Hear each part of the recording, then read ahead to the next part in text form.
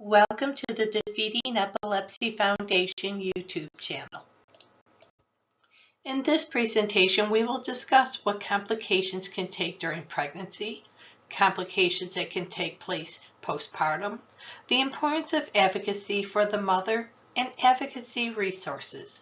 Make sure to like our videos and subscribe to our YouTube channel.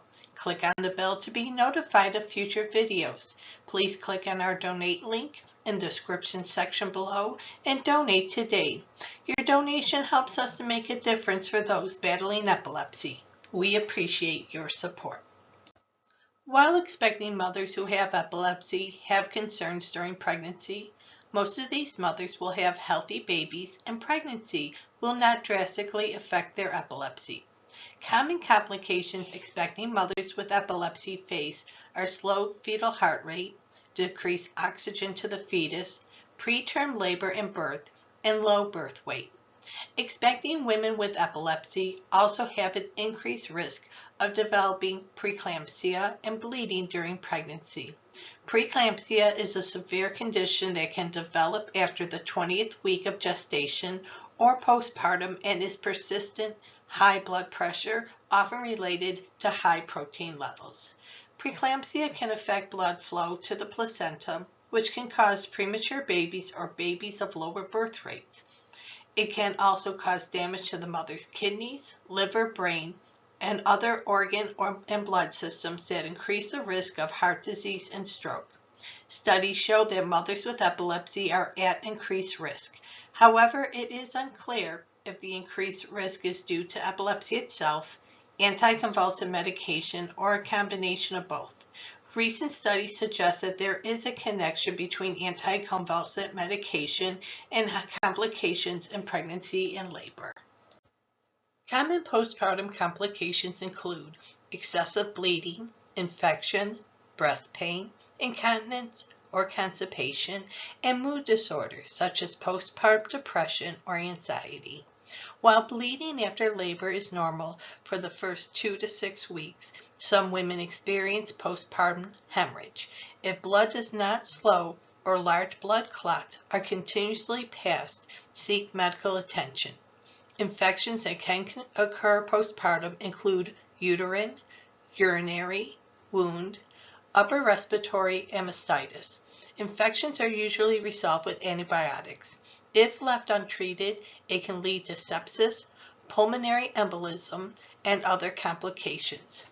Women with epilepsy are at higher risk for postpartum depression, especially mothers who are taking anti-epileptic medication. Many mothers confuse baby blues with postpartum depression, which shares many similar symptoms. Symptoms include mood swings, crying spells, and anxiety. Baby blues last a few weeks, while postpartum depression will continue until treated. Common treatment includes antidepressants, psychotherapy, or other medication. Advocacy should start when you hire a healthcare provider and assemble your birth team.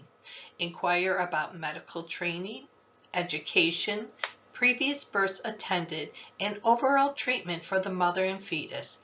Self-advocating for oneself includes understanding your right to accept or refuse any unnecessary medical tests, procedures, or interventions. Acknowledge that you are part of the birth team, and while birth can be unpredictable, your wants and needs still matter. Having your spouse, a doula, or another person to provide support can help to alleviate the stress of having to advocate for yourself. Birth doulas are trained to help the mother advocate and provide information to the families to help them make decisions. Speak up about your pain, fears, or anxieties. It is important if complications arise. It will help your birth team understand where you are, especially if complications arise. Advocacy and trust go hand in hand. Make sure to choose the best provider for your needs, and expectations are essential for a positive experience. To learn more about pregnancy and postpartum complications and the importance of advocacy, please check out the resources used in the presentation today.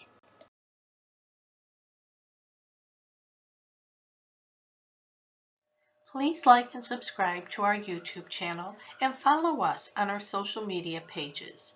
We would love to hear from you. Leave a comment below or email us at info@defeatingepilepsy.org. Thank you for your support, and together we will defeat epilepsy. Check out our other great videos and subscribe today. You have the power to defeat epilepsy.